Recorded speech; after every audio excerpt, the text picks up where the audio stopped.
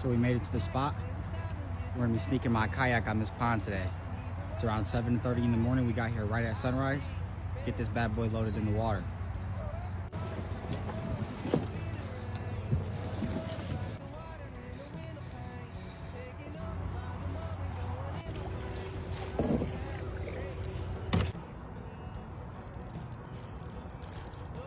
Wasn't even paying attention and I got one.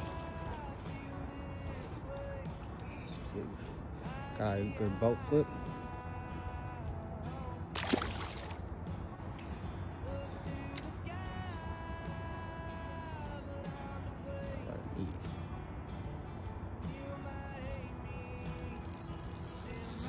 Oh my God.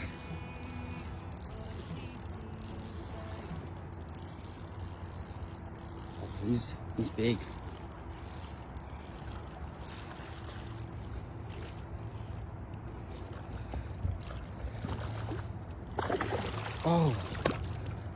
Oh, boat flip him. We threw some scent on our crawl that we were using. Pulled this guy right out of there. That scent works magic, dude. And she gone.